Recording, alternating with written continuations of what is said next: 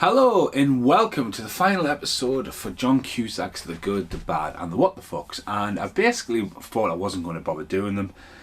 The Bruce Willis one got way out of hand, and trying to wrap them up dead short and quick, I was just like, right, okay. And obviously I'd been storing a lot of these films underneath the bed and pulling out a tray and going, right, what am I going to do next? So there's still Scott Adkins and Stallone films in there. Some I haven't seen, so again, making content and just putting stuff out there. I thought I'd go back to old school Good, The Bad and What The Fucks, because I'm just talking, because the old ones were just me whang bang. I think they originally started with Corey Haim or Corey Feldman, and you're just off the top with a head and just talking about them. Now I do apologise about the lighting. My new neighbour's getting a new drive over that way, so I couldn't film in either of the other two rooms, and I'm literally just winging this. I started watching some John Cusack films. Now it started the other night with A One Crazy Summer that is now out on UK release. I've watched it and put it down somewhere. I just put this on as like a flashback. As I said, it was just on in the background and I absolutely love it. And then Carl's went and watched it as well. There's something about One Crazy Summer. It's just got quite a good feel-good vibe, and it shows you how good John Cusack is in a lead role and how he can literally carry a role, and it's quite a quirky film. And then, that's probably one of my early, this is John Cusack. And then I've got about all these films in front of us here. Wow. So I've got 1, 2, 3, 4, 5, 6, 7, 8, 9, 10. So I've essentially got 10. And Good, The Bad and What The Fucks were always 10. So I've watched all of these in the editing room over the course of the last couple of weeks, with stuff been doing like the video with the box and stuff like that. First out the box is War Inc. Now that one's just called War Inc. and War Inc. I think I picked that up at a boot sale.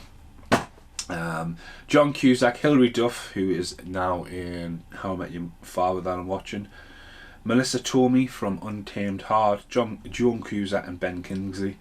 Wow, this was a fucking horrible film to watch. Made in Europe, recognised a few of the cast from the tournament in there. Obviously, very bad green screen. It kind of felt to me that it was trying to be a Grosse Pointe Blank sequel in some kind of, form. Dan Aykroyd pops up onto it doing a skit on the toilet. There's probably a few famous faces you recognise in this. Because I'm editing and paying attention, he literally flies around in an airplane looking to assassinate people, and he goes to an Eastern European country. Hilary Duff is playing almost like a K-pop kind of like a super celebrity in Eastern European, and I completely got lost off with what was going on. It just got messy. The green screen was really poor. It's really odd at the end, and there's a whole thing about "Are you my father?" and stuff, and I was like, what did I miss? That was a what the fuck movie. That will never ever be watched again unless I'm forced to do it for a podcast. Yeah. After that, I watched Reclaim. John Cusack in his hat days. So John Cusack for a while was wearing caps on all of his movies. It's not going to work for me here, is it, with this light above us? But yeah, he was working a lot of movies. He gets top bill in this, which Ryan Phillippe should really have top bill. Louis Gutzman's in this as well, who pops up in another film in a bit. More Than a Coincidence, More Than a Crime. So basically Reclaim is about a couple who pay nearly £100,000 to adopt a child, and basically the child disappears overnight on this resort, and basically John Cusack has got the child, and they're trying to get, I don't know if they're trying to get more money out of them, or they literally just take the kid and do a runner to another country, and it gets a bit messy. It's packed as an action kind of movie. We've got helicopters going there, a city, I think a lot of it's set in the Bahamas. Puerto Rico it is actually. It just comes over there 92 minutes. John Cusack turned on the bad. I just don't think he can do it. He's just got such a likeable thing. The only time he's really turned on the creep is Frozen Ground, I think. But Ryan Phillippe looked alright in that. But again, it was just a bad movie. Again, it was the whole hat thing where he pops up. After that, John Cusack, Love and Mercy. Now this is the true story of the Beach Boys, especially Brian Wilson, who basically, the Beach Boys wrote a song, They Don't Go Surfing, and Brian Wilson has a lot of mental problems, and Paul Dando plays young John Cusack, so it bounces between the two. Elizabeth Banks is in there, and Paul Giamatti, what do you call him? Because of Straight Outta Compton, this was quite a weird to watch because he plays exactly the same character as he does in Straight Outta Compton. The sort of overpowering, dodgy manager. So it gives you little bits of insight into the Beach Boys. John Cusack just really like playing the zoned out kind of thing. I think it was a very strong, bold thing to do, you know, when you go into a band when they do these films, because I always think that the All Eyes on Me, I think Tupac was painted a bit too much like of an angel in that, compared to like what Straight Outta Compton did. And I think when you know, oh yeah, the band The Beach Boys, like I said, yeah, you know the Beach Boys, but then you don't know the darker side of the story, and it's how it transitions between fans and people who not watch it. John Cusack seemed to just put in a strong performance, but he just seemed to be zoned out, and I think that worked for the character. But it is, you know, again, you can see him doing Reclaim and then that being a proper passion project, maybe. But it was good. Probably not get watched again. Right, then we've got What the Fuck. This film, Max. Jesus. I have no idea. It's got Masterpiece Superb, apparently. Art, politics, power equals power. Noah Taylor, who normally does really good performances on here. John Cusack, lighting up a cigarette on the front cover. Honestly. It was about paintings in Germany at a certain time. It had some arty-farty shots, especially the last shot with the pans was right up. And I'm not going to spoil it. I mean, I think John Cusack gets killed in Reclaim. I think he gets killed in this as well. This film, if you're going to say another John Cusack film, was like Grifters, where it's just weird. It's weird from the start, it's weird from the go, it's a weird topic, nothing seems to happen. I was just like, and it was quite long, but again, out the way. Not as long as the next bugger, so that was down as bad. The Thin Red Line, obviously I've not seen this since VHS. I watched it back in the day because everyone was like Saving Private Ryan. This is like Expendables of a war movie where nothing happens. There's a hill to try and get up it.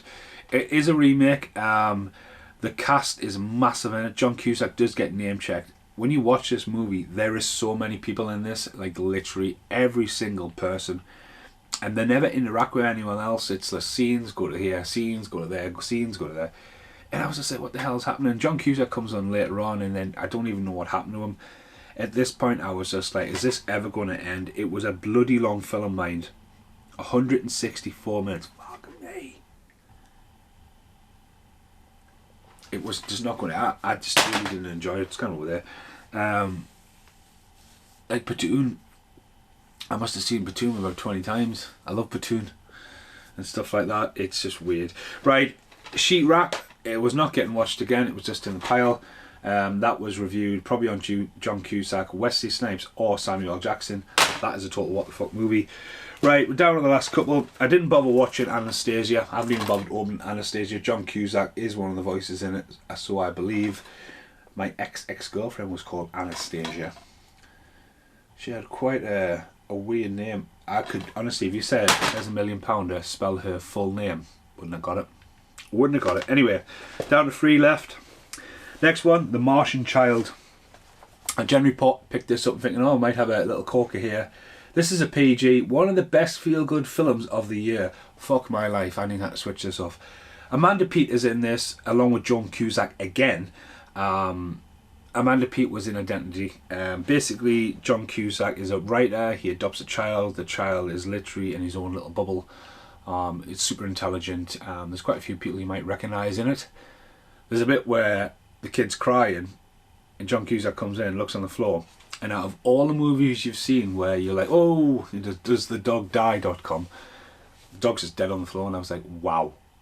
That is, and the dog quite looked a bit like Hyra as well. I was like of all the films I've seen, you know, when you pulls on your heart a bit about a dog dying, I was like, wow. Your dog's dead. Like, fuck. Again, for it being a PG and all that, it was 102 minutes. I thought I might have stumbled upon a gem there. like Must Love Dogs and all that. Again, Amanda Peet's in it, she's amazing, but another bad film. Right, 2 and 2. The next one, The Jack Bull. Wow, this was shit. This was shit for a few reasons. It was shit because this is a TV movie from HBO that uses a lot of weirdness, like these really slow dissolves to a still to like almost fading, almost like if it was shown on TV and it would be an advert. There's a bit where it's meant to be night or meant to be what happened and it's blue, like cosmic blue, and you think this was a western until this cosmic blue effect, and I was like, what the fuck? And it's weird. Again, there's a lot of famous people in here. John Goodman's in it, RJ McCready's in it, John Cusack travels right across the valley, leaves his horse, he comes back, his horses are being abused, he kicks off, he gets into a fight, and next thing you know he's getting done for murder, and you think, right, what's going on? Yeah, it just wasn't a very good movie. 112 minutes. But one of John Cusack's, like, I mean, he's got a noose on the front cover of that. It's one of John Cusack's, like, you know, again, I think when you make films, you know, you don't know where they're going to go and they get sold and then they don't see the direction you want to go and your distribution comes along, and at that point, you know, people buy TV stuff, and like, again, Deadwood would have been around at that time. That was probably made him really popular, but yeah. And last but not least, Runaway Jury. Now, this almost made it in the last one, and I tell you what, I didn't think this fucking thing was going to end. 22 minutes. 3 nights I got into the studio and then remember to put this on, and it just finally finished last night. Stellar cast: John Cusack, Gene Hackman, Dustin Hoffman, Rachel Weisz, Jeremy Piven's in this as well, which is another film with Jeremy Piven. Lewis Gutzman's back in this. There's a lot of faces you will have recognised. It's a John Grisham story. It's about sort of the jury and a floating head and caste power. As it fucking just end. It's kind of, you know, it's kind of was trying to go one way. I mean, Gene Hackman and Dustin Hoffman in a movie in that era as well, you know, star power, but like, it's just the drama kind of stuff. Like, if you're a fan of the film, yeah, go for it. Our Time to Live. John Cusack to headline that though as well, it just shows you John Cusack's power, you know, from just being a Chicago kid actor and the early days of 16 Candles and stuff like that to where he's got to. It still makes no sense why he wasn't in Hot Tub Time Machine 2, even though his extra features are on the internet now. I think that was a great film to go on. There's Hot Tub Time Machine there. You know, I think that is good, but the guy's got to work. But the guy's got to, you know, have some crazy spending habits to need all that money. I'll see you in the outtakes. I don't know where I got to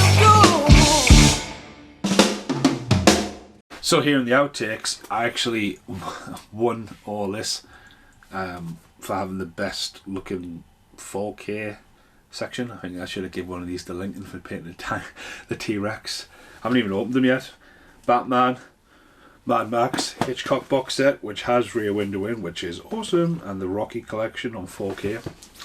Really didn't get my finger out and get a 4K TV. Oh no. That's the outtake I've got because I need to go to work. Right, thanks for watching. Goodbye for now. So